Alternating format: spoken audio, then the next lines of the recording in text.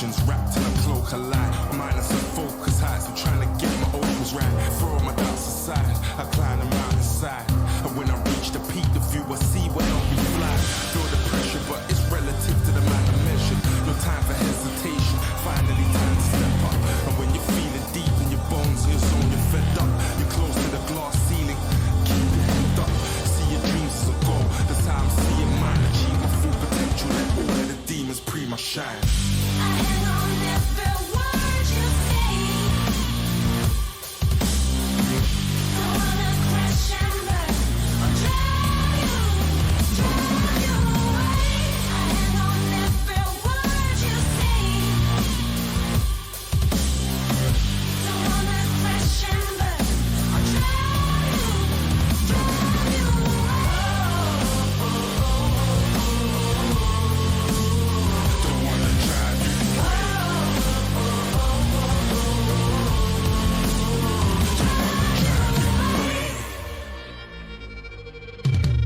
Yes, we work the blueprint. My philosophy is more than some long talking. It's embodied in the movement. Stepping the gears up, leaving them stuck in the rear. What? I move at a million miles an hour. The power is through with the fearless. The gems are serious. I handle my business imperious. Yo, I'm a fireman, some flames for all the deleterious. Sent from the most high and anointed with oils various. To come bring is scariest. Emotion stoic, I'm airy then. Now it's time to roll. I chant the Gideon's chant and keep the most high close to my heart and then I go. I hang on every word you say. Don't wanna crash and burn or drive you away. I hang on every word you say. Don't wanna crash and burn or drive you away. Don't wanna drive you. Don't wanna drive you.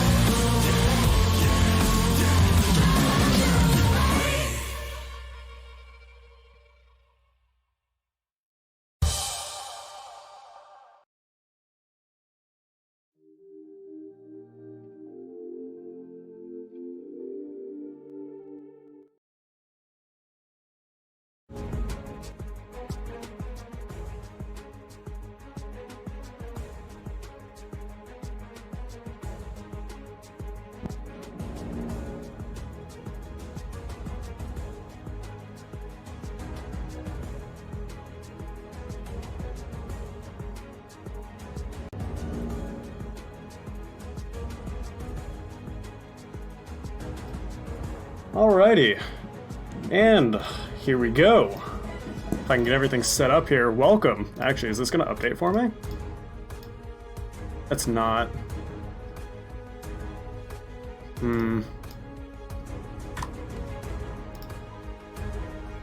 Alright, I don't know if I can figure out this pro draft. Because it's updated on my browser, but OBS is having a problem with it. So you know what? You're just gonna listen to some music before this game starts, I apologize. I could just sit here and like... It's pretty much window capture, and OBS is giving me some problems. How unprofessional. Okay, wait, let me see if I can... see if I can figure this out, perhaps. Nope. Alright. Enjoy some music till the game starts.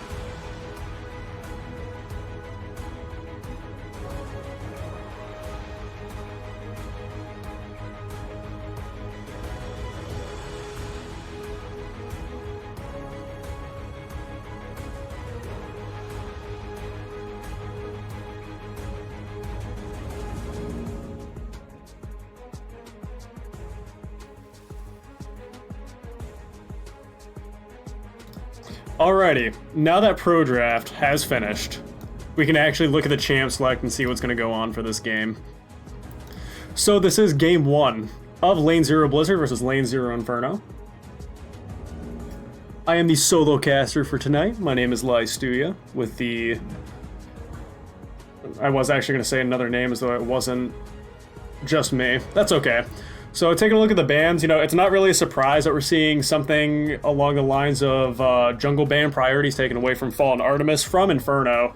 So they're taking away the Sejuani, they're taking away the Jarvan, these two massive frontline engage tools that Blizzard can be known to utilize. And otherwise, for Blizzard, they're banning away the Yuumi away from Aged Wizard, you know, a champion that is just such an absolute pain to have to deal with. You know, something like Nautilus, you know, just a support that can be an absolute beefy frontline and a crowd controlling monster. So taking that away, and then the Olaf jungle away from Nisfi as well.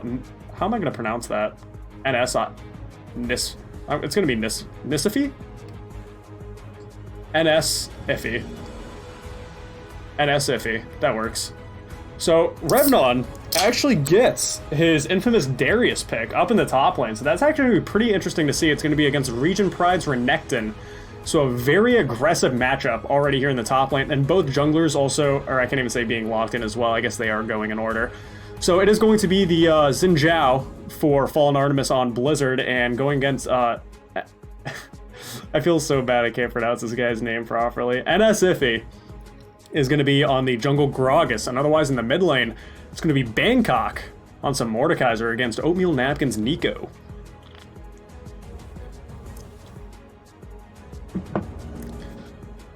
Otherwise, in the second banning phase, you're going to see the Kennen being taken away.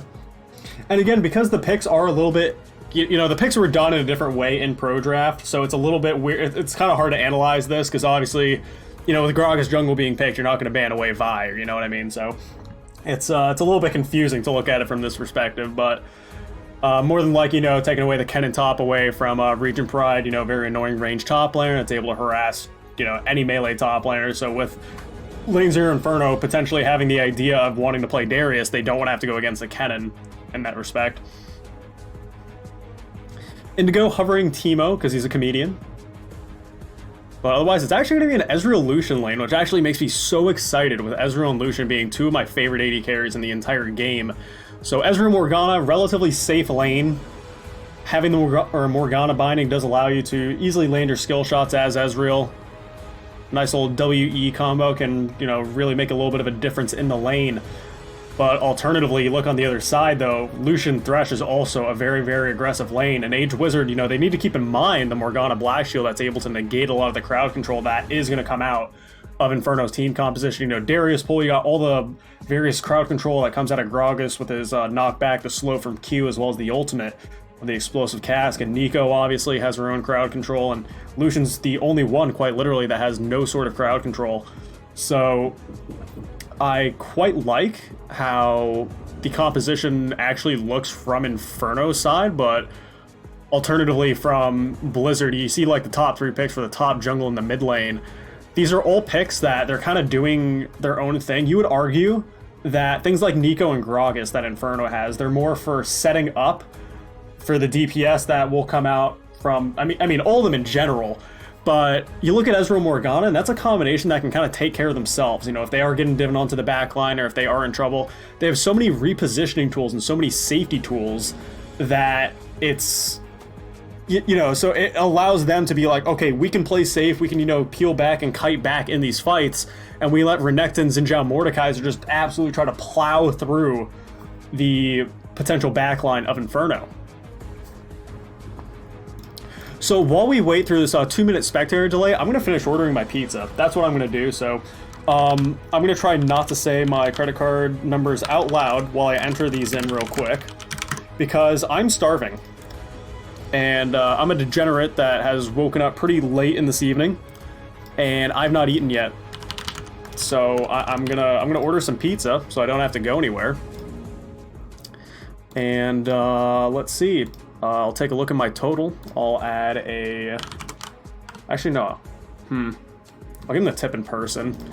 If you throw a tip on a card, it actually... I'm pretty sure the not the company, but the franchise itself, I think gets a portion of the tip if you use a credit card. So give them cash, dude, just so the delivery driver can pocket it. That's the most considerate thing to do.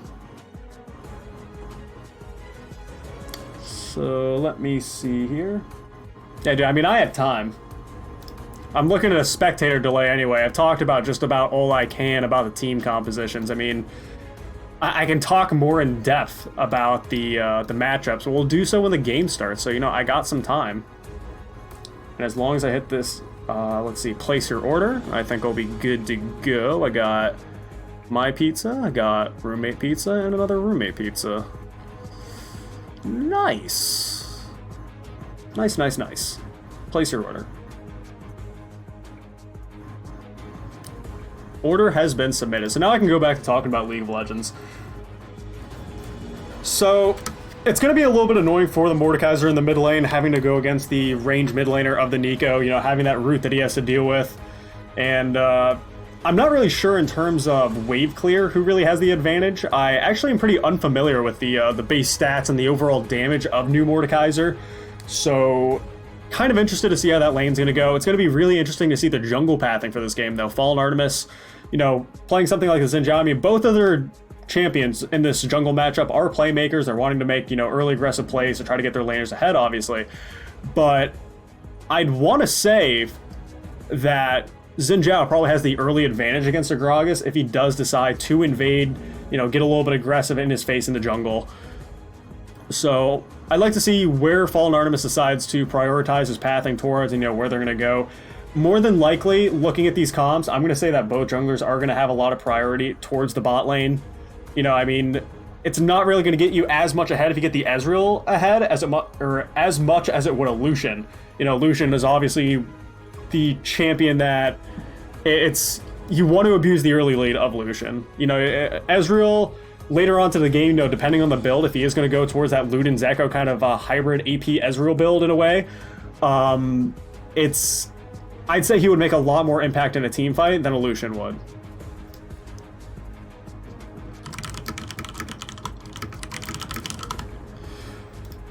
So otherwise, we're going to be getting into game here. This is going to be game one of Lane 0, both the teams of Blizzard and Inferno. So we'll turn this music down. And let's see, let me set up some stuff here. Let me make sure that the sound is a little bit up here. And we're going to disable the chat. And that's about all we need, really. I'm going to throw this over to my other monitor just to make sure that's all good. But this game's, what's going on here? Is it... Oh, there it goes. Okay. Very nice.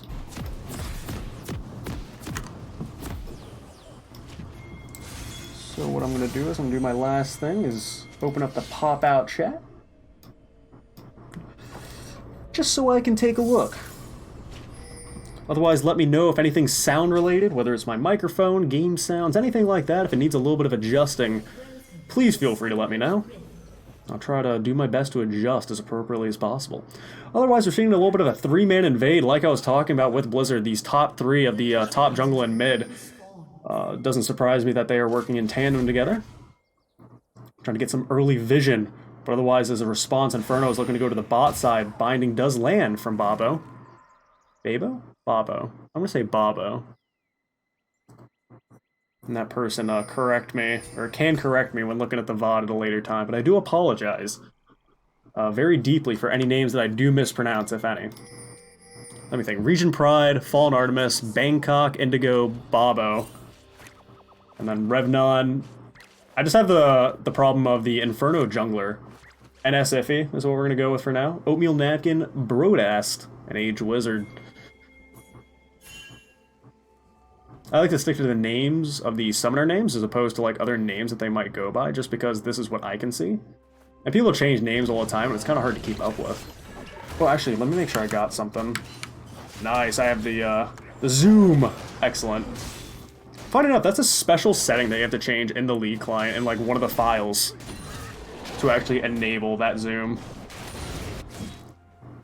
So, I figured that was interesting and completely unnecessary of Riot Games to do.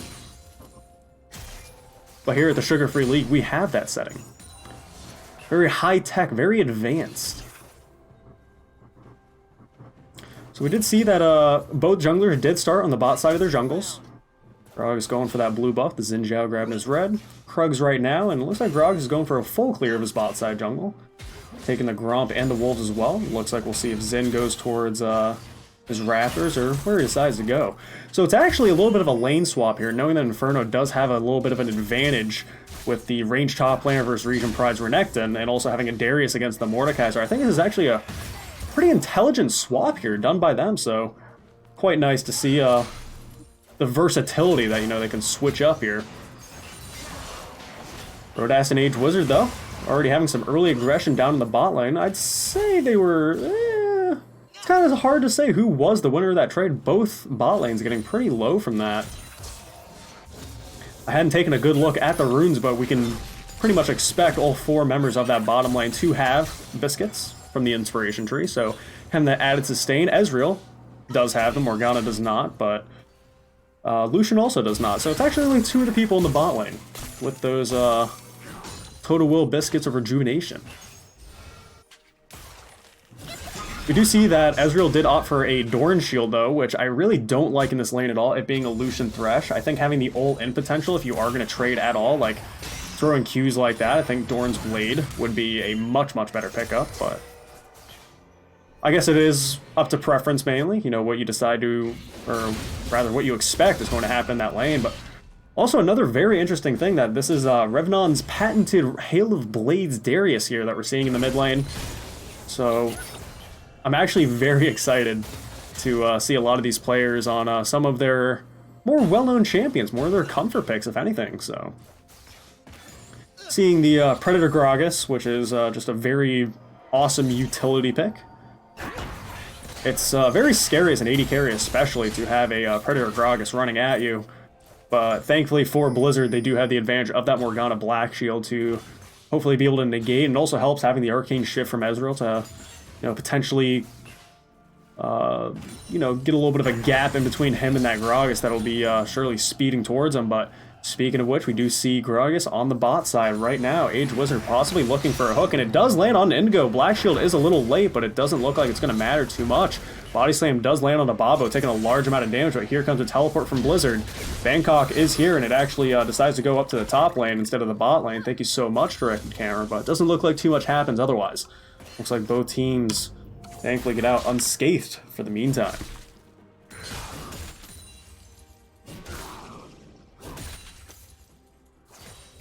Otherwise, farm is just about even everywhere except for the bot lane. 36 CS on the Lucian compared to 26 from Indigo. Body Slam does land on Indigo. Black Shield a little late yet again, but it does block the damage from that Gragas Q. Xin Zhao is here to respond though, knowing that there is a little bit of attention being paid to the Blizzard's bot lane. Revnon does get pulled back there, taking a good amount of damage from that turret as well. Look at the Hail of Blades attack speed helping out there, but Fallen Artemis is here. Not quite going to get in range to be able to make something happen. Do see Ezreal did back though, so Indigo using his teleport to get back to lane, but doesn't have the early sheen that we might expect, but having that early Tear of the Gods for early stacking as well, certainly going to help. The sooner you can get that Mirror Mana upgraded is just a very significant damage increase, and teleport coming in, actually Revnon might be in a little bit of trouble. Fallen Artemis sniffing it out, does manage to have Revnon flash away, teleport and flash being burned by Revnon there. Gragas is here to respond, but Fallen Artemis, very good gank there in the mid lane. You see that Xin Zhao already does have his Red Smite enchantment completed, so does help in a little bit of the duels that we may see going back and forth early, as we just saw there in the mid lane. Almost made the difference. You know, getting Revnon quite low, but close but no cigar, as some would say. Am I able to move the names, like, in here? Oh my goodness, I am! I've never had to do that, so that's cool.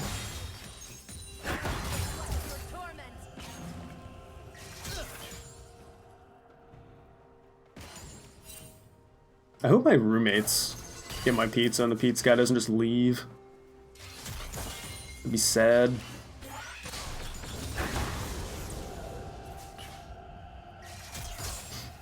Otherwise, not too much is happening these first 7 minutes. No first blood has gone down yet. We do see Inferno does have a little bit of a gold lead already, of about 400 gold.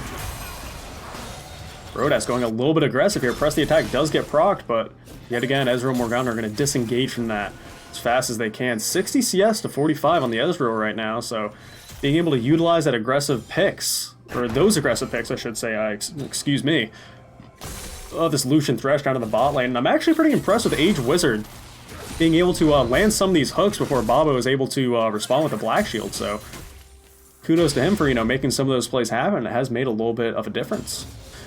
Otherwise, though, in terms of builds go, we're seeing Brodas going for that Blade of the Ruhr King first with that early purchase of the Vampiric Scepter. Not quite able to finish off that Bilgewater Cutlass, but definitely has a lot more damage on him right now than the Ezreal is just working with a tier. So up until we see Indigo finish off that 1050 gold, he's sitting at about 860 right now. But once he finishes off that Sheen, they'll definitely have a little bit more of a chance when it comes to skirmishing with this Inferno bot lane. Otherwise, not too many interesting item purchases. We're seeing the Chilling Smite, the Blue Smite, on Gragas as of right now. Revnon, though, seeing if he can catch out Bangkok, protect that Vision Ward. But keep in mind, if you Mordekaiser rolled someone, your jungler can't help. There's going to be 2 junglers here for this fight. Massive shield on this Mordekaiser right now, but Xin doing a huge amount of damage, but the bot lane of Inferno is here. Otherwise, that could have definitely went their way. The calling does come out, but very good cancel by Fallen Artemis there. Morgana Binding does land, but not too much else is happening. Both teams are going to look to disengage. Oh, I love that. I don't even know what Zenalt was called. Crescent Guard to cancel the calling from Lucian was actually very well done. How instinctive that was, so very cool, Fallen Artemis. Very cool stuff. Otherwise, though, it is nice to see that Nisfi has actually responded to a lot of Fallen Artemis' ganks. Keep in mind that, both the junglers are actually kind of mirroring each other and where their presence is, so it's definitely something you need to appreciate, honestly, from these players. Indigo, though, very, very low on mana. Not sure how much longer the Blizzard bot lane is going to be able to stay there. It's a little bit harder to push out a Lucian, or push a Lucian out of lane, even if you do have actually, gonna have to pause for a second as Region Pride is having a little bit of a playmate onto him. That's gonna be the first blood going over to the jungler of Lane 0 Inferno. Well done to both the jungler and the top laner. Oatmeal Napkin setting up that play. Very good route there with the ultimate. And Region Pride really just not respecting the chance for the Grogs to be there. And even if he wasn't, honestly, the Nico is doing such a significant amount of damage, he may have just been a little bit doomed on his own. But either way, that is going to be him down for the count as teleport is available, but that's going to result in Oatmeal Napkin. Bang! Getting that first hurt plating. Inferno right now having 15,000 gold to about 13.5 that Blizzard's sitting on. First dragon of the game is going to be that Cloud Dragon, so I'd probably be interested to see more than likely with the advantage that Inferno's bot lane has right now. And again, I'll finish the thought that I was going to have was that poking out a Lucian Thresh is a little bit harder when the Lucian already has that early lifesteal. So even if you are landing a few Qs on him, and as we see right now that Sheen was finished on the Ezreal, so Indigo gonna have a little bit of an increase in damage, it's still gonna be a little bit hard to go toe-to-toe with him, especially not having an Ignite as well. It really lowers that kill presence with the heal on the Morgana, but Bangkok ults Revnon's gonna be a little bit of a 1v1. Fallen Artemis is here, but so is Age Wizard and Nisfi. He's going to stand under his tower for safety. The explosive cast is going to go a little bit wide. Does manage to land a knockup. It's going to be the second kill going over to Grogs out of 3 men are trying to die for Fallen Artemis. Binding does land. Bobo going to be able to pick up that kill, and Fallen Artemis living from the Darius bleed rather, thanks to Triumph. Very good plays on both sides though. I really could have gone either way, and it kind of went for a little bit of both of them, but probably more so in Inferno's favor. They are able to pick up this Cloud Dragon. Otherwise, though, Indigo, realizing that Brodas is all alone for the time being, seeing him get a little bit of damage off on him, but like I said, with this Bilgewater Cutlass already finished, it's a little hard to poke out Brodas, and we're actually seeing the calling being popped to get some damage off on him, making a good amount of presence there. Region Pride doing a good job to dodge the Nico stuns, or Nico roots, I should say, as it's keeping a little bit of an advantage in CS, but not by too much. Has the Tiamat finish, but Glacial Augment Nico does have her Hextech GLP finish, so already bringing that utility to the table with his team, it's going to prove to be quite useful.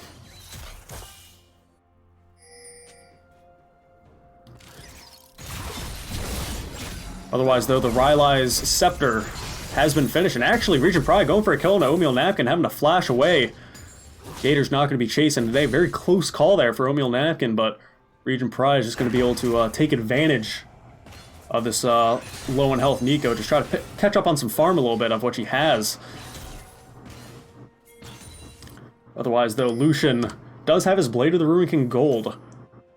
Rather, he's sitting on it, so when he does back, which he is right now, very good flash forward from Regent Pride there. And he's going to be able to take down Oatmeal Napkin, and that Triumph heal is going to keep him alive. Knowing that Nico's flash was down, took advantage of it, and now seeing some action here in the mid lane. Death Sentence does land on the Fallen Armor, as flays forward, and Revnon does get a lot of stacks onto the Xin Zhao, but it's not quite going to get in range to finish off with the Noxian Guillotine. And Inferno is going to disengage from what might have been a couple kills if they were able to get that, but Nisfi isn't quite done to give up yet. Predator is coming in, but the Black Shield is going to be able to negate any of the crowd control. Or is it? Hook comes out, and Age Wizard is going to be a 1v1 with Ewan Mordekaiser. And I think I know who wins that battle. It's going to be Bangkok picking up his first kill of the game. Looking at kills, though, it's a fairly even game, but Inferno is still sitting on that 1k gold lead.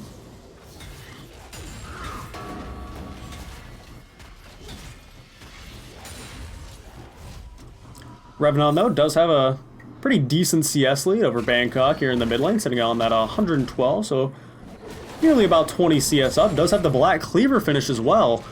Having that armor shred is certainly going to help, especially in those little skirmishes that we've been seeing here in the mid lane with this Darius. Might make the difference. Otherwise, though, a lot of damage being finished off on a Grog is having that Runic Echoes finish, as well as those Sork Shoes having that magic penetration. Otherwise, though, Indigo decided to opt to finish the Iceborne Gauntlet. A little bit more of a defensive purchase here as opposed to finishing off that Manamune first. But having that defensive armor versus Lucian is going to prove to be pretty useful there. True Shot Barrage does go a little bit wide. Box does get thrown down by Age Wizard. The Culling is getting thrown out as well. But no kills are going to go down. Death Sentence goes a little bit wide. Piercing Light isn't going to be able to pick off any damage either. So these trades in the bot lane again, just about all around the map, we're just seeing aggression, aggression, aggression. Here's Fallen Artemis here up on the top side, realizing that is indeed a Nico clone as he's going for that Vision Ward. Indigo and Babo clearing out some vision of their own, but Fallen Artemis is in a little bit of a situation. The Predator does get popped in the Explosive Cask, knocks him back towards Revnon. Very low, and that's going to be the third kill going over to the Jungler of Inferno. Definitely going to give them the advantage working towards Rift Herald now. Bangkok and Regent Pride don't really have any incentive, any reason to want to try to contest this. It's simply numbers game that they're at a disadvantage of. Blade of the Ruin King has been finished for Brodast, as well as the Berserker Greaves for that extra attack speed, so really going to be able to dish out a good amount of damage already 15 minutes into the game, but there goes Rift Herald to the side of Inferno. Oatmeal Napkin is picking that up to maybe see if they can get that first tower up on the top side. Kills are dead even, but again, Inferno still has that gold advantage. We'll see what they can do with it. Ooh, Essence Flux almost popping there, off on Brodast.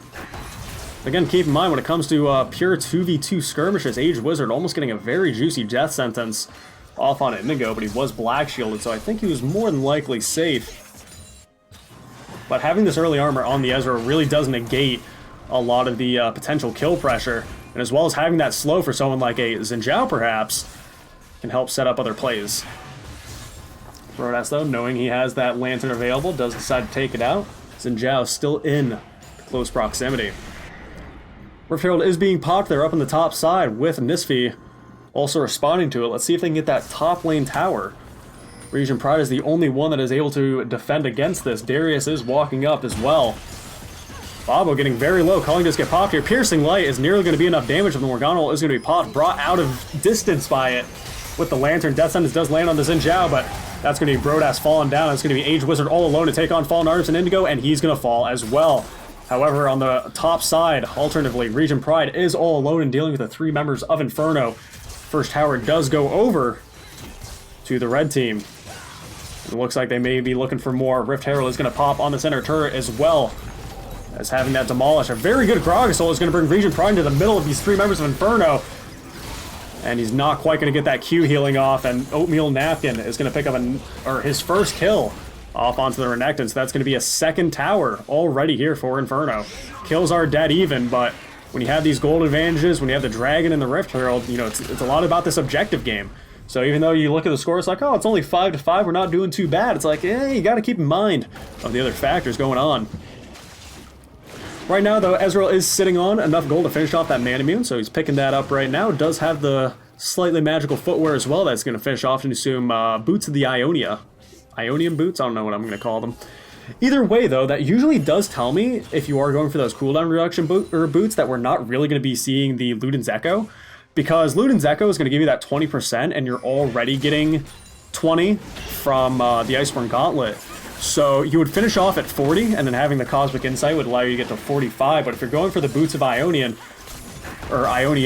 goodness, it typically tells you that they're just going to go for a more AD-reliant build, so maybe a Blade of the Ruin King after this, or anything along those lines. So not really a hybrid Ezreal build that we may see at times, but a little bit more of an AD-focused build. So again, when you do have these Ionian boots coupled with Transcendence, it does allow you to reach that 40% CDR cap for Ezreal. Brodas and Age Wizard, clearing out some vision, knowing that they have the safety of Revnon not too far behind. Again, they're trying to take as many of these objectives as possible, and here they are. Turret's too low, and bop, that's all they're going to need. Not even the Darius W. Good Death Sentence lands on the Bobo there, and no stopwatch this time around. It's going to result in Brodas picking up a kill, but the rest of Blizzard is here, and that's going to be Bangkok clapping Revnon there with that 1Q. Pulling back Age Wizard with the Nico route is going to result in Region Pride falling. But wow, flash forward from Bangkok as a result in Brodas getting taken very low. A lot of damage coming out from that Piercing Light, but Misfit is here and is on a rampage.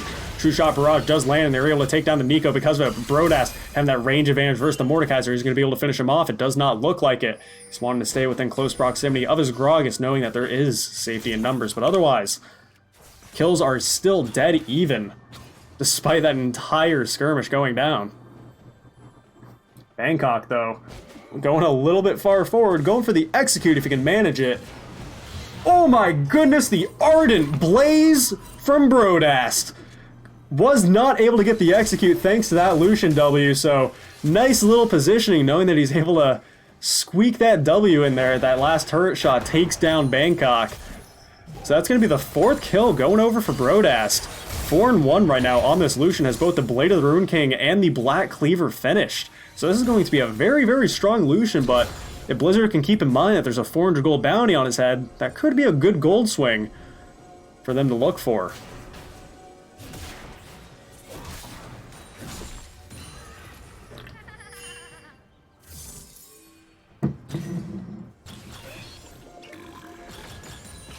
Yeah, why does it say hi? Wait. Huh? Okay. Never mind. I'm seeing things, it seems. Alrighty though, we did see that Blizzard was able to pick up the bot lane tower, but now 5 members of Inferno are looking to siege up this mid lane outer turret. A Death Sentence does land on the Bangkok as well as a Flay, but Age Wizard getting pulled in on his own as well. Nico Root does land, and that's going to be a Noxian Guillotine coming out from Revnon, and the Nico Root is going to stun up 2 of the members of Blizzard. The Culling does come out, and Indigo is the last one alive, and the Piercing Light is going to take him out, and none of the members of Inferno are going to fall. That's going to be a triple kill for Revnon on this Halo Blades Darius, and they are looking to take as much as they can get from this, not only the mid lane outer, but the mid lane inner, and they may even look for the inhib turret as well. I don't even know if they have the time to get the inhib. They actually might, with 15 seconds on these death times, and Region Pride is the only one available. Gets slowed down by the Gragas, and that is going to be the mid lane inhib taken away from Blizzard. An explosive and amazing play coming out from Inferno there. That was just, not only was it just so very well done and just well executed, but man, they got so much out of that. You know, going from sieging the mid lane outer turret to instantly taking mid inhib, that's an acceleration if I've ever seen it. Very well done by them, and the gold lead only continues to expand. 39,000 to 33 right now, sitting on about a 6k gold lead. Feels pretty good. Otherwise, though, the second slow item of the Ghosties has been finished for Oatmeal Napkin to further utilize that Glacial Augment, and otherwise, the Gragas is getting a little bit tanky. You know, even though he did go for that Runic Echoes and Stork Shoes build, gets a little bit of health and mana under his belt with that Righteous Glory. Speaking of which, though, that speed is going to be able to dodge that Morgana binding and takes out that Black Shield with no effort at all. Nico Root is going to land in that Q, is going to result in Oatmeal Napkin picking up another kill. Twin Ghosties are in pursuit of Fallen Artemis. That's going to be him getting caught out. Is he going to even pop the Crescent Guard? Doesn't even look like he has an opportunity to, and he falls to Nico. That's going to be the 15th kill of the game for Inferno, and Bangkok and Brodas are going to be going a little bit back and forth. Pull doesn't quite land.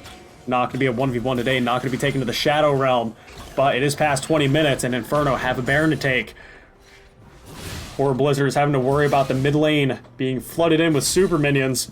Region Pride is on the bot side with no teleport available, is having to match up to Revnon that does have his teleport available. Dragon is coming up soon as well, but having both the Cloud and the Ocean right now, I can only anticipate with the amount of control that Inferno has, that it's going to be just their third Dragon. You know, they have 6 towers already this game, picking up Dragon, or excuse me, Baron, getting spotted out by the True Shot Barrage, so Blizzard is aware that they're doing it, but no contest can be made, and that's going to be Inferno picking up Baron Nashor.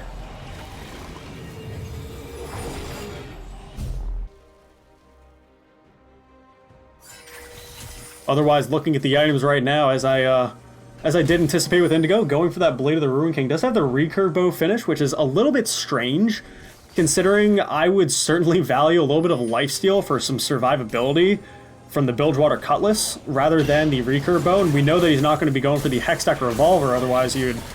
Or no, the Hextech Gunblade, I should say, because he does not have that Hextech Revolver, but instead that recurve bow, so...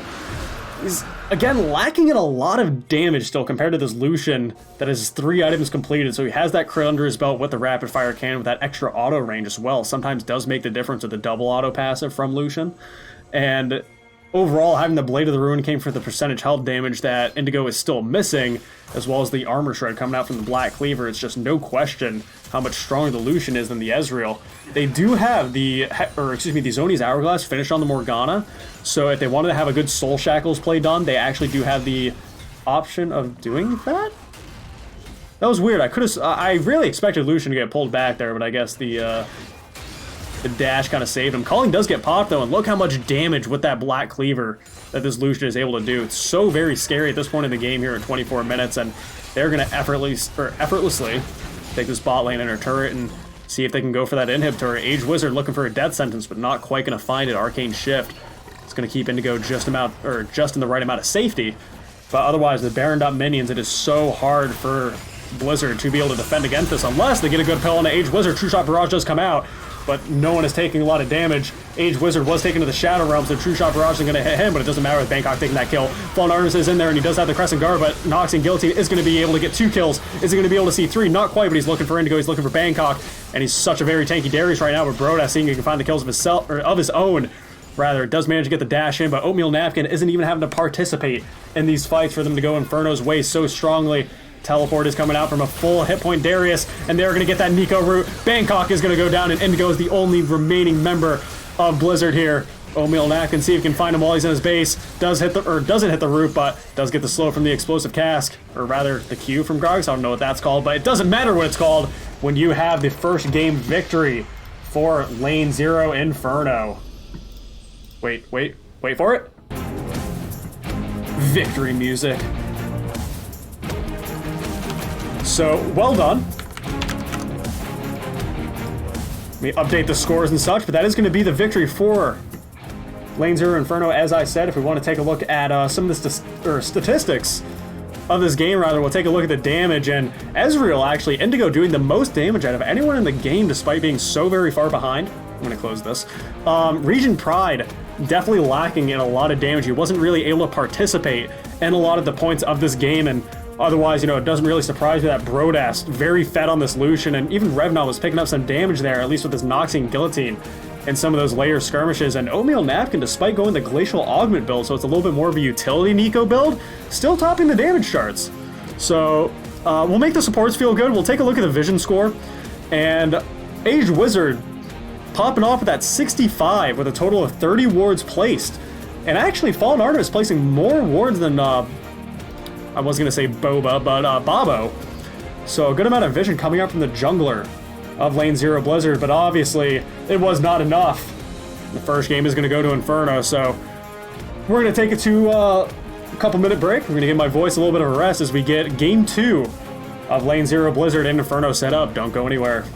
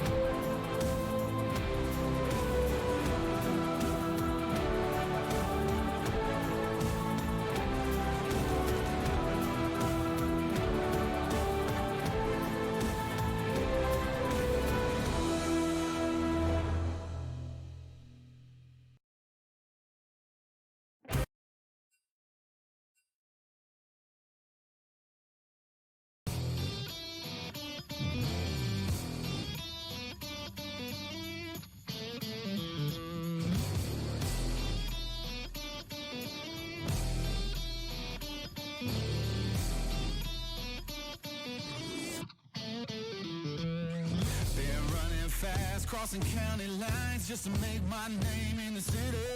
Took everything, put it on the line, cause I never break or back down. One shot is do or die, and the odds ain't looking too pretty. But I got the feeling it's my time. I know I'm taking it now.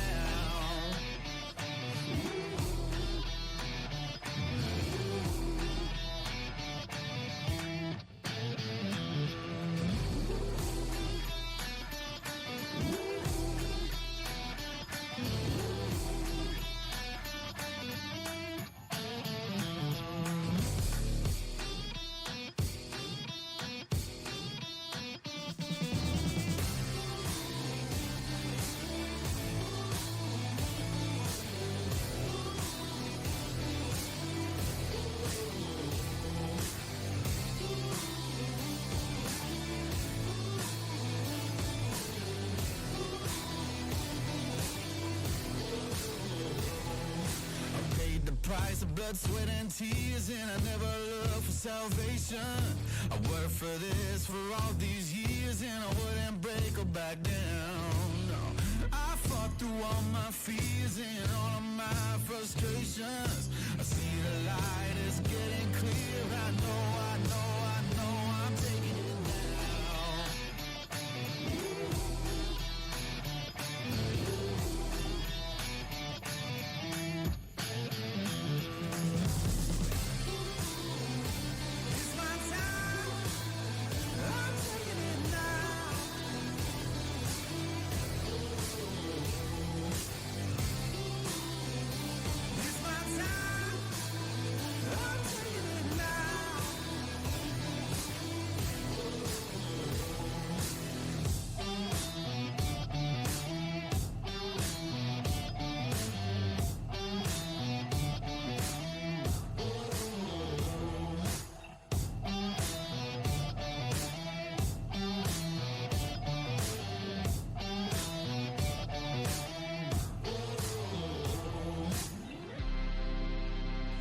It's my time, I'm taking it now.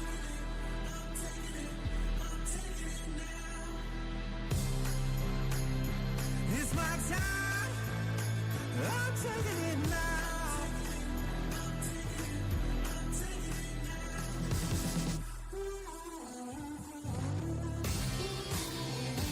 It's my time, I'm taking it now.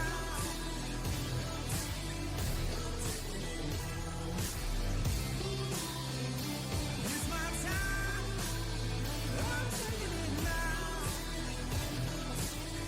Whoa.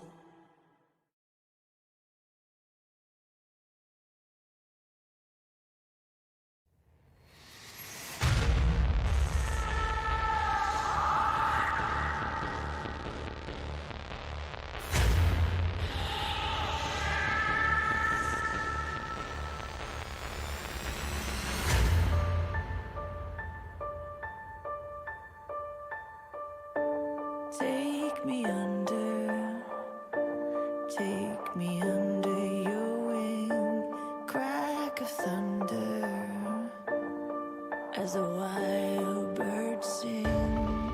You can hear hunger crying out, a sonic echo that leaves no room for doubt.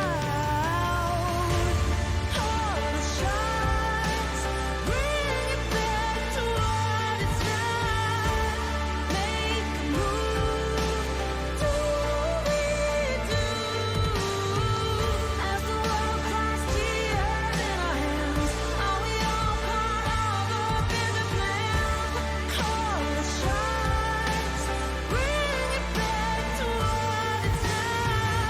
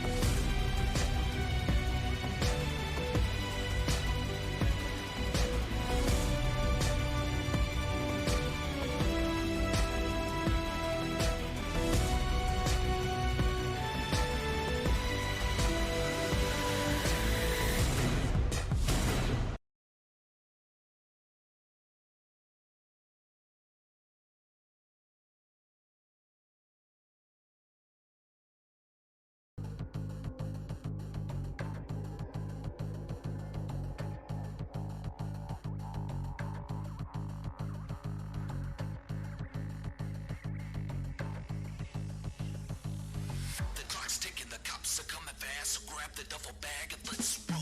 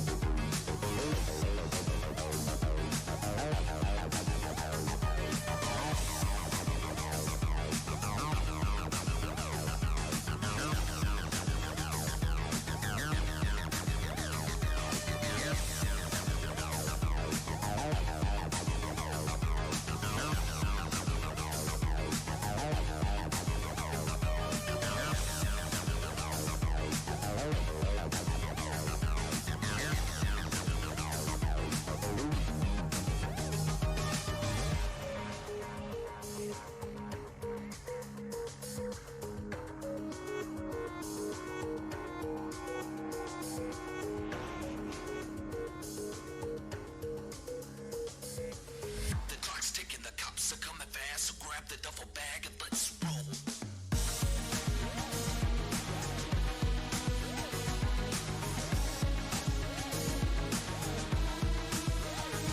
Let's roll.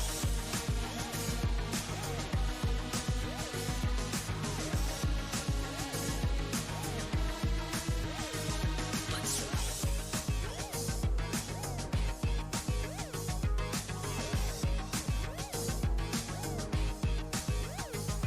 Let's roll.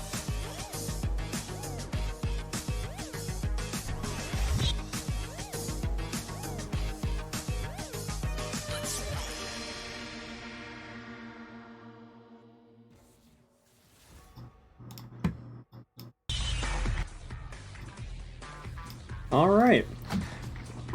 Even though the pro draft has already been done, we're going to take a look at the draft for Game 2 of Lane 0 Inferno versus Lane 0 Blizzard. The bans are looking pretty similar, except that Blizzard is going to switch it up, and they're actually going to respect oh gosh, I got the correction of the pronunciation. N-Sci-Fi. N-Sci-Fi, there we go. So we're taking away N-Sci-Fi's Gragas, which is pretty understandable, as we saw the impact that it was able to have last game. But no surprise, they're not going to let either team have the Yuumi, and they're actually going to be taking away Lucian, even though Brodas had a pretty good game on it last game. So they're just not wanting to run it, and they're not wanting Indigo to have it either.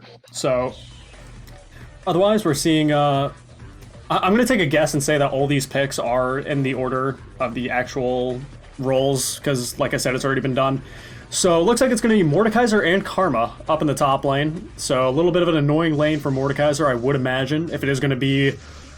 could be a couple other things. It could be the Glacial Augment Karma with the utilizing of Hextech GLP and even maybe a Twin Shadows. Sometimes you see it, sometimes you don't. Or if it's just going to be a completely tank Karma, you know, Iceborne Gauntlet, Spirit Visage, things of that nature. Or it could be a completely full AP Karma. Don't know what it's going to be yet, but otherwise in the jungle, it's going to be Fallen Artemis on Nunu. And it's going to be against N-Sci-Fi's Vi. N-Sci-Fi Vi, check that out.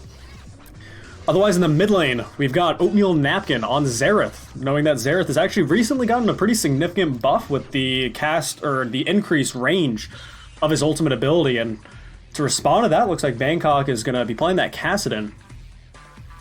Looking at the second ban phase, or not wanting to have Oatmeal Napkin on Nico. Wait. Yeah, Yeah.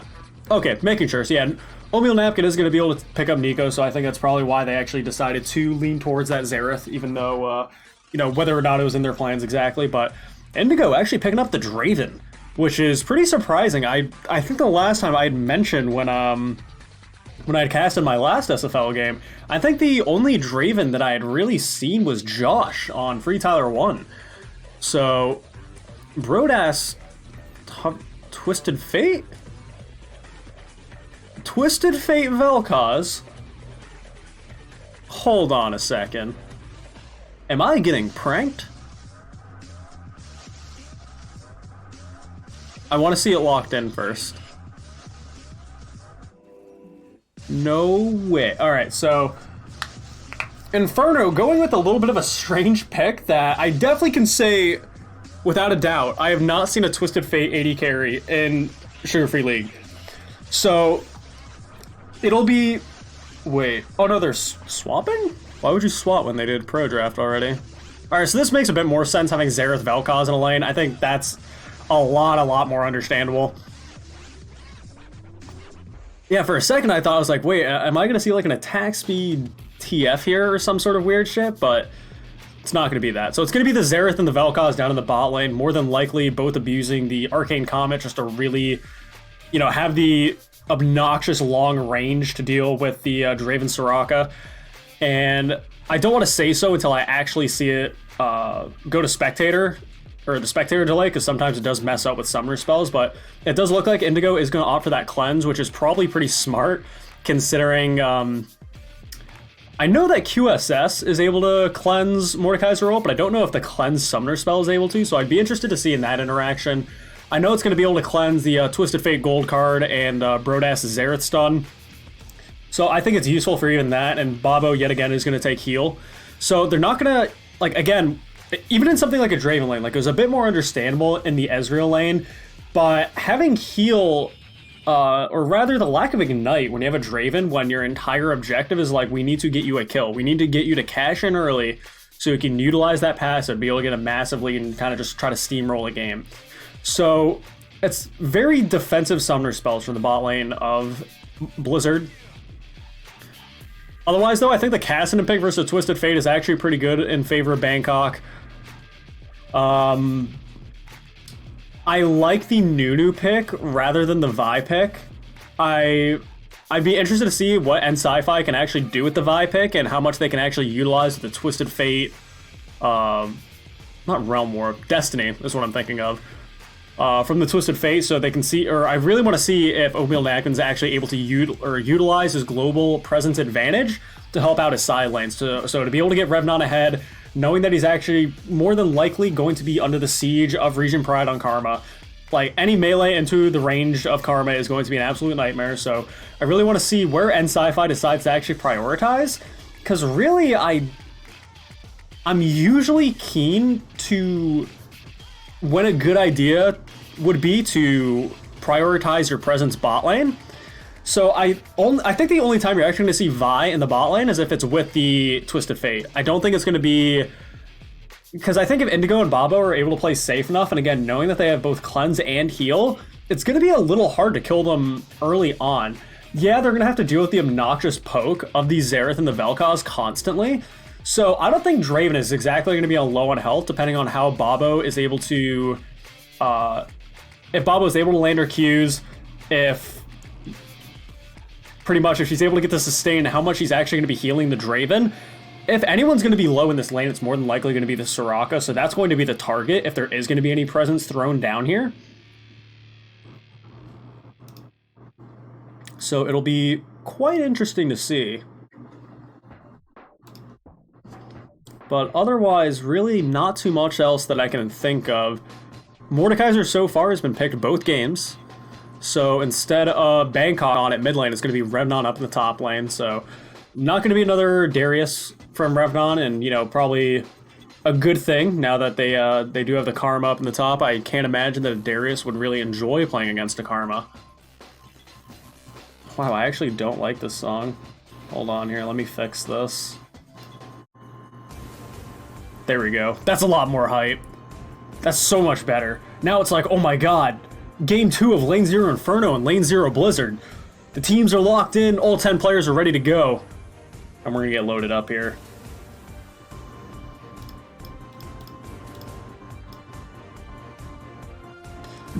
If you want to take a look at the mastery points, you can't see Region Pride's or no, yeah, he's the only one. Actually, you can see it. There we go. So, if people are interested in that, there's that. So let me pause my other music. We're no longer in Champ Select. We're in game of Game 2 in the Civil War series.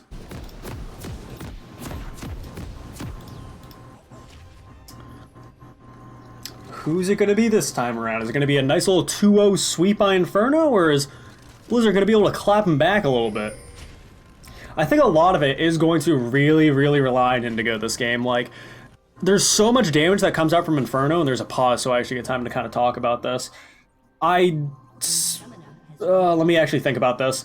So Karma has Kleptomancy, so I still can't really get a good gauge onto, you know, what exactly Regent's Pride build wants to go towards. Leak, I love you too. A lot, like I said though, when you look at the damage, Bangkok isn't really going to take off until later on. There's going to be no damage coming out from Bobo, going to be pure utility and just the sustain of, you know, keeping the rest of her teammates alive.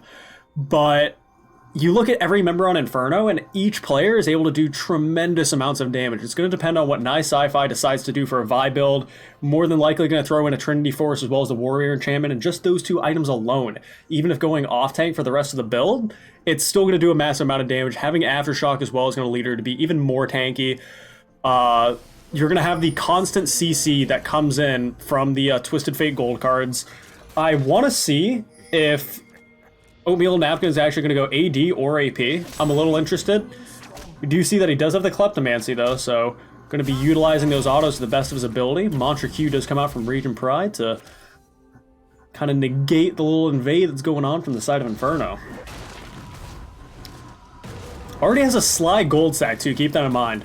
That's pretty wild. So let's see how much he can actually get for it. When he recalls, how much is it going to be? Is RNG going to be in your favor? 65. Not too bad. Not too bad. Minions have spawned. So starting off with 70 gold, he isn't able to get like a control ward or anything like that. That would have been pretty neat. He's not going to be able to buy a health potion because he already has his corrupting potion. So he's not really able to do something on first back, but hey, having 70 gold at the start of the game feels pretty good. That's cannon minion, you know? That's fantastic. Otherwise though, Bangkok walking very far forward there, and already another gold sack goes over to Oatmeal Napkin, so RNG is on his side this game. But yeah, I very much want to say that the draft is going to go over to Inferno, and I say this, and it's not, okay, I say this with reason. I don't think that Blizzard's composition is actually poor or anything like that. I don't think that at all. But in this current meta of Season 9, of these explosive skirmishes and team fights and everybody doing tons of damage, I actually think whoever has the team comp that does more damage is actually just has a massive advantage.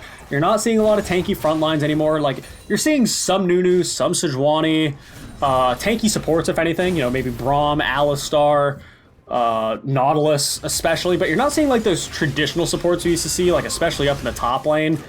I did see that they were trying to buff things like Dr. Mundo and whatnot, but we're not seeing like the, you know, I remember the days of like Maokai top, and we are seeing some Malphite, but anytime I've seen Malphite, it's been ability powered mid lane, strangely enough. So that's the only time I'm seeing Malphite, but I really do think in this, in the current way the game is, with Nunu coming in, Indigo flashing forward, the Mad Lad, a little bit too alpha of a play. I don't know. That was really, really ambitious, and I think something like that kind of tells its own story there in terms of mental, because oh my goodness, that was, whew, that was something. So it is, again, nice to see, as some people had mentioned, that Revnon was able to pick up, again, Darius last game, which is, you know, probably one of his more signature picks, and also Mordekaiser this game. And I know he is quite a big Mordekaiser fan, so I know he's just happy to be even able to be on it right now, so I'm sure he's enjoying himself. Otherwise, though, with Indigo being flashless, that is something that and Sci-Fi should really keep in mind, especially being on Vi, because look how forward they are right now, despite Nunu being about halfway in the river. But Indigo, though, looking to go very aggressive yet again on an Age Wizard, getting very low, but still has a health potion available. Soraka healing up Draven to the best of her ability, but again, I'm really scared. But Fallen Artemis does understand that, you know, the key to winning this game is going to be getting Indigo ahead.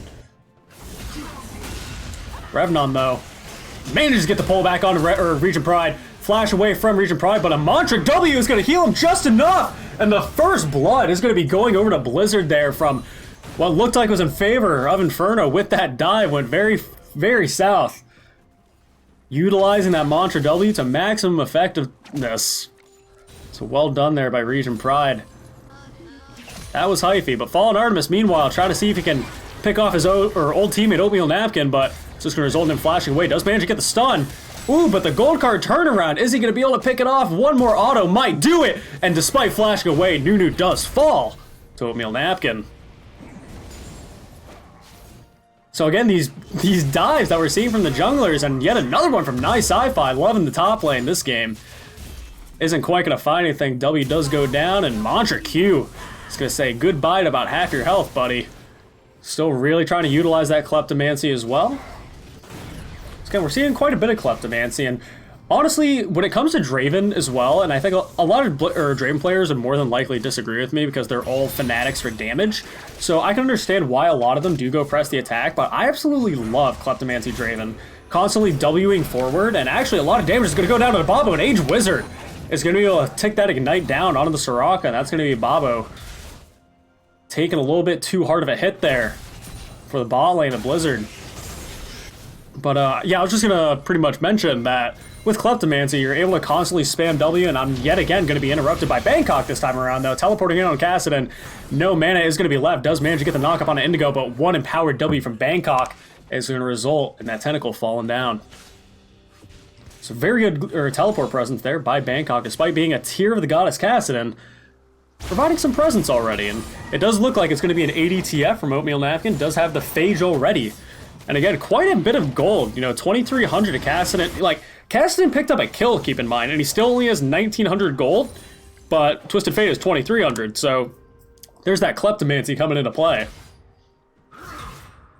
Score is dead even in kills, but keep in mind of the gold. Again, 500 gold in favor, but an early Infernal Dragon for Blizzard. It's going to feel pretty good when you have things like the Draven and the Kassadin. So it's going to make a little bit of a difference, even though it might not right now. Later on in that game, you're going to feel it if you are Inferno.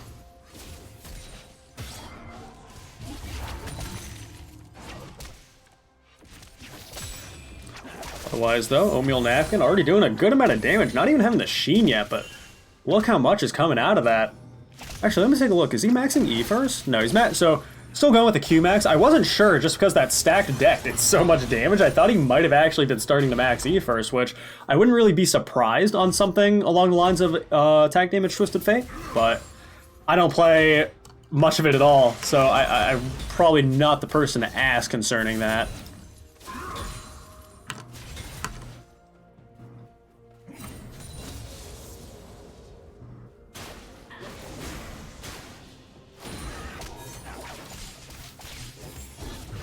Otherwise, though, both jugglers have just opted into farming, knowing that their last ganks didn't go too well for them, so they're trying to recover a little bit. Experience is just about even, but again, we're going to be seeing this Warrior Enchantment progression from the Vi as opposed to the Cinderhulk from Fallen Artemis. Both of the carries, though, down in the bot lane, do have their, what I would believe to be their core laning items finished with the Forbidden Idol on Brodast. Pretty much going to give him infinite mana for the duration of the laning phase.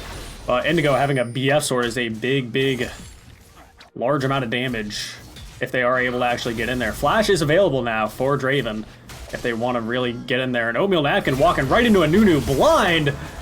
I can't imagine you going anywhere, buddy. You may be able to stun up that Kassadin, but what more can you do when it's a 2v1? So there goes Oatmeal Napkin taking the hit. It's going to be his first death of the game. That's going to allow Bangkok to catch up on a little bit of CS.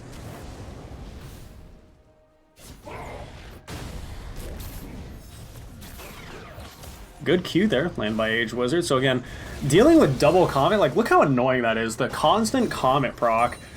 And again, the two members, like a Xerath, I love Xerath Vel'Koz. Like I'm looking at this lane, it's actually so obnoxious. Like I could even zoom out a little bit because the skills that they're hitting aren't, I can't even fit them on the screen, which is absolutely hilarious. So that kind of gives you an idea as to how this really feels for the bot lane of Blizzard right now. It's just not very fun at all. But despite going against two really heavy poke champions, Indigo isn't doing too bad in CS, being only down 10 CS in a Xerath Vel'Koz lane. I gotta give him props for that one. I can't imagine myself doing much better. But oh my god, that doesn't feel good. Life Form Disintegration Ray. Doesn't matter if you have Cleanse, buddy. That's gonna get taken down. Nisfi. Nisfi. Nice Sci-Fi. Almost having to take another turret shot there, getting rooted up by Karma Tether, but got just out in range in just enough time to be able to avoid falling down yet again. But this Vi has really been paying so much attention to this top side of the map that I mean, again, it's kind of with the intention that, okay, my Xerath and my Vel'Koz are constantly going to be pushing in. I really don't want to gank them if they're, you know, sitting under the enemy tower. So I understand that. But even if it's something along the lines of punishing a Kassadin, who now is post 6, so it's a little bit harder to do so, but when you have a gold card from Twisted Fate, and actually Death Realm is where Karma's being sent right now, but Revnot isn't quite going to be able to finish her off. Just a little bit too out of range, and that's going to be all she wrote when it comes to the range and top laner story. You know, being able to get in there for a second, but that's about it. Otherwise, though, a little bit of an interesting build path coming out from Region Pride here. We do see that he has the Chalice of Harmony working towards that Athene's Holy Grail, or Unholy Grail, I should say. But also having that Kindle Gem, giving them that not only extra health, but that very early CDR. So I want to see what he's actually going to turn that Kindle Gem into. If it's going to be a Spirit Visage, if it's going to be a Shurelya's, possibly. Could be a Shurelya's Reverie. Could be a lot of different things, so waiting to see what that's going to be, but otherwise, game's slowed down a little bit. You can tell the teams aren't wanting to go too hyphy. Tear of the Goddess was finished on Bangkok quite a while ago, but now he's also working on that Rod of Ages, but knock-up from Vel'Koz, but Bangkok is here to respond, and Brodas getting very slowed down, but flashing over that wall is going to avoid the Nunu Snowball, and there comes the Whirling Axes coming out from Draven, but not enough damage to result in anything. But the double Life Form Disintegration Ray coming out from Age Wizard isn't quite going to be able to pick up Indigo, but it does pick up Babo, and that's all they're really going to need to be able to make a push on this bot side. 4 members of Inferno are here, and the last one is not too far behind. And Blizzard seeing if they can just really defend this turret to deny any turret playings from Inferno right now.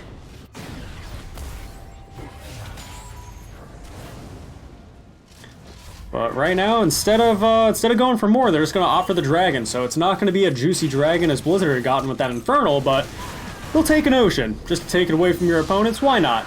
Get some mana, get some health under your belt. What more could you ask for? It's quite funny, though, looking at the bot lane of Inferno, how similar the items are.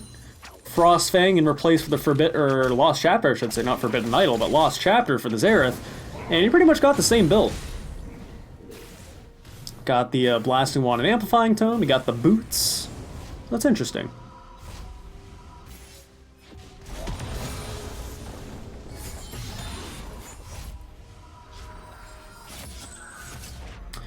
So that Kindle Gem from Region Pride actually did turn into a Spirit Visage, so as I didn't expect a more tanky Karma build. I expected more of the Glacial Augment and the Ghosties type of build. So, because again, that still gives you ability power, that still gives you damage, you know what I mean? But when you're going tank, I mean, you've already got Fallen Artemis on Nunu. Like, you're not going to be seeing any damage on Nunu. It's going to be tank, tank, tank, tank, tank, full tank, right? With that in mind, I would say that your Soul Lane should probably opt for more damage, because again, you're trying to have to match the damage of Inferno. And unless you're just so tanky and unkillable that they can't do damage to you, they're probably going to kill you first type deal, you know what I mean? So it is going to be that Spirit Visage. It's going to help them survive a little bit versus the Mordekaiser. And there's also going to be the Athene's Unholy Grail to really help with the utility of the shielding, but here comes a little bit of a play. The teleport does come in from Mobile Napkin. A 3-man knockout from Fallen Artemis, and the Whirling Axes do come out from Indigo. He isn't quite going to be able to get the E, but Bangkok going to be able to pick up that kill, and another very good Life Form Disintegration Ray does come out from Mage Wizard. Zerathul isn't quite going to be able to hit Nunu as many times as you would like. Get a little bit of a happy feet there. But a lot of damage coming out from these mages of Inferno. The knockback from Bangkok does land, and that's going to be Nisfi going in on the Indigo. That cleanse is going to help you, buddy, because Fallen Artemis is the only one left alive, and Brodas was able to pick up another kill. And even though you're the only one left alive, are you going to be able to dodge that Vi Q? You will with Flash, but oh my god, look at the damage that comes out from that Xerath Q. So much damage, and if there's anyone that complains about mages more than anyone, it's me. You know, it's mages, mages, mages, and Inferno are really proving that in this bot lane this time around. 4-1 with Age Wizard getting just... These Life Form Disintegration Rays are just so very good. I think that was probably the third really good one that he was able to pull off. But otherwise, though, it's so very hard for Indigo and Babo. Again, when in this Draven type of lane, you really need to get a Draven ahead. Sitting at 0-2 right now, you're down, you know, nearly 30 CS. Still working on your Bloodthirster at 14 minutes. Like, this is not the place you want to be if you're Indigo. So, Babo, on the other hand, when it comes to support, again, especially something like Soraka, that's more of an Enchanter support, that's not really like this huge playmaking thing, even if she is 0-3, it doesn't exactly matter as much as it would, you know, the hyper carry of the Draven. So she's still going to be useful. The heals are still going to be coming out from her, but is it going to be able to be enough coming out from so much damage? I mean, you look at the bot lane right now of Inferno, having the Luden's Echo finish on the Xerath, having the Morello and Namicon to reduce the healing for both the Draven and the Soraka, finish off by the Vel'Koz. So this is certainly in Inferno's favor if they are able to continue steamrolling it, but there's still plenty of time in this game for Draven to get some items, and Kassadin, Bangkok, is already 3-1, and he hasn't really even taken off yet. Just now, or not just now, but shortly ago, finished off the Rod of Ages, still has the Tear of the Goddess stacking, so there's still time for him to get strong. Otherwise, though, Bobo, that's not going to feel good. That heal almost getting her out in time, but not quite. And again, this, I think really the Morello Namicon made the difference there, with Aged Wizard having that finish off, so was able to pick up that last kill, and it's going to be him being 5-1 with a 400 gold bounty on his head and a 250 over on Xerath. So if Blizzard are able to pick up, so a double kill in the bot lane would be a, so let's think about it, 300 gold for each kill would be 600, an additional 200 would be, or 250 would be 850, and then, so about 1250 gold if you're able to pick off the Vel'Koz and the Xerath, you know, so that's nice. But otherwise, they're having to deal with a pretty big gold deficit as of right now. Also, hello, Supa. How you doing?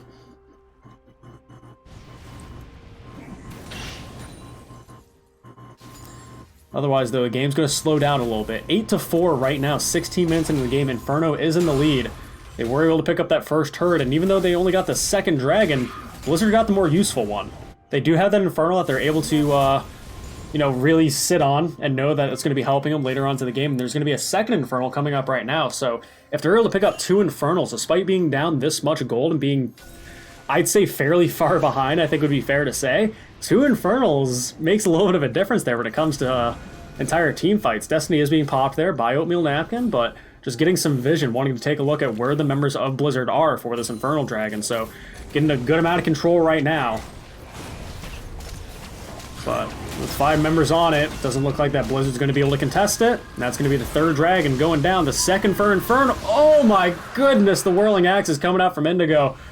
Oh man, had to clutch my butthole for that one. That was a little bit close, but yeah, not too many, unless Blizzard just really become proactive out of nowhere in the way that this game and the previous one have been going. I can't really imagine that it would. But the only way they can get something going, you know, as Tooler may have said, you know, you got Nunu to, you know, be able to get the snowball in there, and then you can have the Glacial Storm? No. Absolute Zero to be able to start something, and then you got the Mantra E that could come in from Region Pride if they wanted to just, like, go forward. But 1 Q, oh my god, the damage coming out from both Brodast and Aged Wizard. I feel so bad for Indigo because I would be tilted out of my absolute mind. And I'm actually going to criticize him a little bit. I think in this lane where you're going against, again, not just 1, but 2 heavily poked mages, he was able to finish off his Bloodthirster just now, which is fantastic. But I think, I'm going to criticize, I don't think the press the attack was good because I don't think you're going to be able to get as far enough to get 3 autos in just to get the thing started to proc. And then alternatively, I also would have gone for Hex Drinker for the early magic resistance and the early magic shield, as well as probably Mercury Treads. And having that magic resistance altogether would probably give you enough defensive stats to be able to just completely no-brain run at Brodast and Aged Wizard with the Xerath Vel'Koz combination and then try to maybe get a kill. And even if not, if you can just run up to him and utilize something like Kleptomancy, I think that would be a lot better. But otherwise, and plus with the Bloodthirster, I mean, you have a Soraka, you know what I mean? So like the early heals, if you're worrying about early sustain, then you got the Soraka, man. You got the, like, it's so much healing and sustain that can come out from your support and that allows you to offer magic resistance instead. So I am gonna, like I said, I don't like to be critical of too many things, but AD carry I think I have enough knowledge about. I'm gonna be a bit critical about that. But otherwise, 3 members of Inferno are up on this top side, getting their 3rd turret of the game here. And really, Blizzard just has no idea what to do right now, feeling a little bit helpless. I just think the mages right now from Inferno are just too strong for anyone to deal with, because you look at the rest of the scores and everyone, you know, Oatmeal Napkin 1-2 and maybe 1-3. If Indigo, very good cleanse from the gold card, but a little bit of a tilted flash going for more. Flash versus Flash is going to result in Indigo going down. Oatmeal Napkin living. The Zerathol is almost going to be able to pick off Region Pride, but that magic resistance isn't going to be able to... Goodness, I can't even speak. Bangkok is here on the side as well, but Aged Wizard proving to do a lot of damage here. Stun does land onto Region Pride. Very well done by Brodas, being able to pick up that last kill there on the Soraka, so that's going to be Bobo falling down, and Bangkok and Region Pride being the only ones left alive. But he is able to pick up that Vel'Koz. Triumph does come in for the heal, but being taken to the Shadow Realm by Revnon is going to be able to give him some extra stats as they walk up to this top lane inner turret, and Region Pride, despite having that Spirit Visage, is having a little bit of tough time versus the Zerath and Mordekaiser right now. Not doing any damage either, and again, this is the problem that I was so very scared of, but maybe the heal will be enough. Destiny was popped, but I don't think it's going up top lane. And again, that Spirit Visage, the Mantra W, is proven to be pretty darn annoying to deal with, and here's Fallen Artemis. Maybe Indigo able to pick up his first kill of the game. There he goes. That cash-in's going to feel pretty good. And here's Region Pride trying to catch up Bodas. He doesn't quite have the Iceborne Gauntlet just yet, but may still get caught out. The Mantra E forward is going to result in Indigo, who's already been thirsty enough to see if he can catch up. New Snowball is coming in. The Karma speed up is getting him closer, but that stun from Brodas going to be able to shut that down. Nice Sci-Fi is here on the top side as well. But otherwise, this is such a rough game for Blizzard. It's so very hard to watch, and it's making me sad, but Fallen Artemis seeing if you can make something happen a little bit, but not quite, just disengaging, seeing if they can clear out vision, and that's all they need to do. Using the Mantra E to mobilize themselves to the best of their ability. Indigo seeing if you can pick up this red. But yeah, I really do think that this Soraka pick was pretty hard punished. It's... Again, if you're sitting on the back line, like ideally as a Soraka, you're wanting to stay as far back as possible. You're like, okay, I can try to stay out of range of Mordekaiser, I can try to stay out of range of Vi, I can even maybe stay out of range of the Twisted Fate. But what are you going to do with Zerath and Vel'Koz skill shots flying at you with, 20 to 30, almost 40% CDR, flying at you from every single direction? Like, what are you going to do, right? But... Again, as mentioned as well, Inferno does have a lot more tools to use to engage. They do have Revnon's pullback, they have Vi to be able to ult, and Twisted Fate gold cards. And here's the pullback from Oatmeal Napkin. Very good heal from that Bobo coming out there. Is able to keep Bangkok alive. And another extra W is going to be just enough, but... Ooh, that's going to be a stun up from Twisted Fate. We just talked about staying out of range of him, and that's going to get easily punished there. So Brodast picking up another kill. 505 on the Zerath right now. Still has a 500 gold bounty on his head. That's 800 gold over to Blizzard. They can pick off that kill. But fourth dragon of the game is up. The third Infernal of the whole game. And right now, with it being 14-7, a good amount of control is in favor of Inferno's hands. And it looks like they're going to be able to take that second Infernal with hardly any contest at all. So now that Indigo does have his Bloodthirster finished, it is nice. So if he does, he is going to continue getting hit with skill shots, because when you have so many flying at you, it's hard not to. But he's going to have that sustain from the Bloodthirster, so that's really going to help him. But again, still no magic resistance, which is very scary at this point in time. So opting for the Kirshi Shard really isn't the best option, but Bangkok picking up a kill on the Aged Wizard right there. Very good engaged by the Nunu there. Mantra E is coming forward to see if they can pick off any more. There's a 5v4 in favor of Blizzard right now if they can get something going. Good slow by Bangkok. Might be able to get Brodas if they can pick it off, but stun from Oatmeal Napkin is going to allow them to kite back a little bit. Nice Sci-Fi.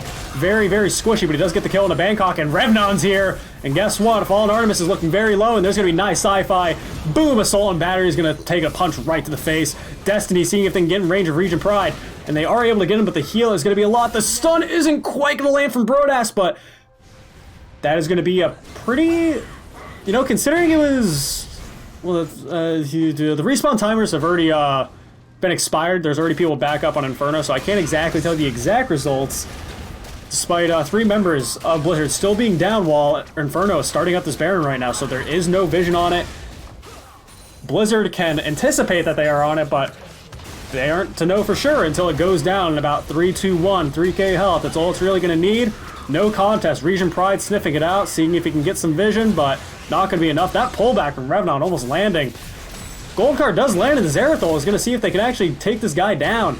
But again, with the Spirit Visage and the Mercury Treads, that's, pretty hard. And actually, Athene's Unholy Grail also gives magic resistance, so had he not had all that, Region Pride would definitely be a corpse on the ground right now. So good itemization there And also having, as I said, that Athene's Unholy Grail finish is going to allow him to have more utility. So it's not only going to be the Soraka bringing out these heals for Blizzard, but it's also going to be Karma. So anyone that she's shielding is going to be able to utilize that heal that comes out from the Athenes. And I love to see Bangkok on Cassidy. Actually, this game, I've loved to see the ease that he's had and trying to get picks. You know, like that slow is actually quite devastating. And right now, he's starting to get pretty strong. He does have the Seraph's Embrace finish as well as a fully stacked Rod of Ages and starting to work on that Lich Bane. So the longer the game goes, Inferno, might have to start sweating a little bit, knowing that there's finally a carry on Blizzard that's actually starting to ramp up a little bit. Indigo starting to get some items, but he's still significantly far behind. So he, again, does have a little bit of crit under his belt with this Brawler's Glove, has the Kyrsis Shard as well, so I'm not sure if he's going for, more than likely going to be a Rapid Fire Cannon, if I did have to guess. I don't think it's going to be a Static Shiv or even a Storm Razor, but we'll take a look at what he decides to prioritize, and look at the damage. Even Nunu is a full tank. He's Mercury Shreds and working on a Spirit Visage of his own is getting so much damage right to the face from the Mages of Inferno. Bangkok is on the side, though. Oatmeal Napkin is on the bot side, though. With that Trinity Force finish, he is just absolutely destroying that tower. And Bobo getting pulled back by Revnon, but not going to get caught out for it, but that's going to be Infernal. And goodness gracious, if I can get this right. Inferno with 2 Infernals. There we go. Picking off 2 turrets there, 2 inhib turrets, and Revnon might be in a little bit of trouble here. The Lifeform Disintegration Ray does come out, and the Whirling Axes do come out from Draven, but nice sci-fi. Trying to see if they get that Fallen Artemis, and they were able to. They canceled the Absolute Zero with that gold card, and Brodas is dominating 6 kills of the game. The pullback does manage to get Indigo, but the Xerath stun isn't quite going to be able to find it, and a good shield from Region Pride is able to keep Draven just a bit alive. But now the inhibs are Inferno's next priority, and Region Pride, despite being able to tank every skill shot with all this different MR, he's not able to defend. He's not really able to get Inferno off their inhibs. And meanwhile, while all this is happening, Oatmeal Napkin already back on the top side, getting even more turrets. And man, one more skill shot might be it for Region Pride, but not quite. Aged Wizard, I have to say, I'm absolutely loving his Vel'Koz this game, but that slow, that was a little shutdown. Does go over to Bangkok, and is he going to be able to get healed up by Bobo? He is, but Soraka is not going to be able to heal him while he's in the Shadow Realm. Revnon, though, getting slowed down by Fallen Artemis, and Indigo finally doing some damage, and there we go, another good cash in for Indigo. Region Pride stunned up by the gold cards of Twisted Fate. Oatmeal Napkin is going to have to worry about this new Snowball momentarily if they do decide to do it. Flash forward from Region Pride, does manage to get him, but oh my god, that crit there almost made the difference for Oatmeal Napkin, but not quite. He's going to get a couple more crits off, but with Bobo being able to heal up Region Pride and Region Pride being able to heal up Bobo or Fallen Artemis, whoever he's using the shields on, it is a very good pick for Blizzard, but they've got a long way to go if they're wanting to defend from this deficit that they're currently facing right now. They are about 9k, nearly 10k gold down of Inferno right now. They did have the mid inhib taken, but they do have top lane and bottom lane inhibs still up. So right now, nice sci-fi looking for their 4th dragon of the game in the 2nd Ocean.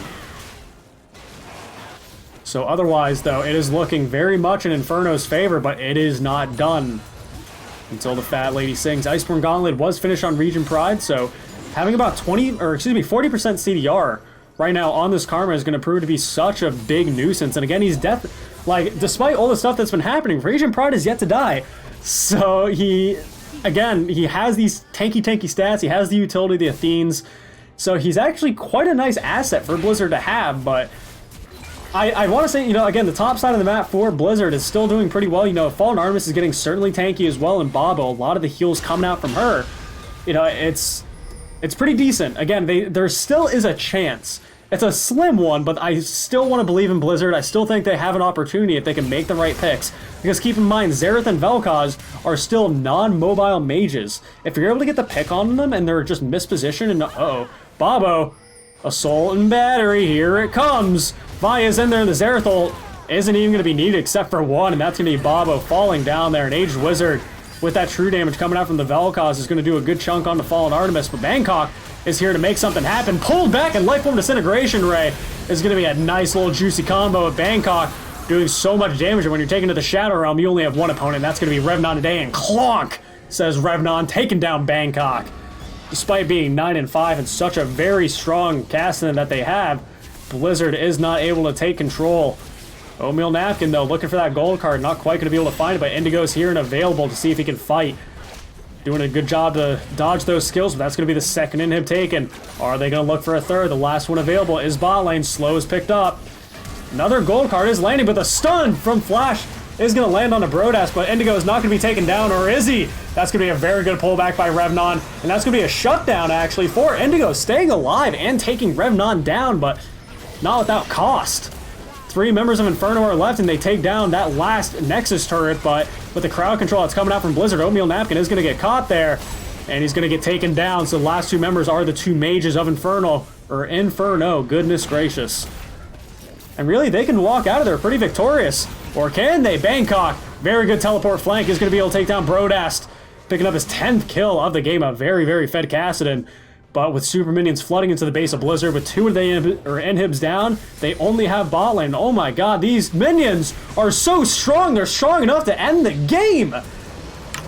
Enough so to bring Inferno to a 2-0 victory versus Blizzard, their sister team, taking them down in a pretty dominating fashion. So very well done by Inferno there, a pretty hyped up game as we wanted to see from the 2 sister teams, but today it's going to be Inferno taking home the W. Taking a look at the damage though, it does not surprise me that pretty much the highest that you're going to see is Brodast on the Zera. 33,000 damage in 30 minutes is over 1,000 DPS per minute.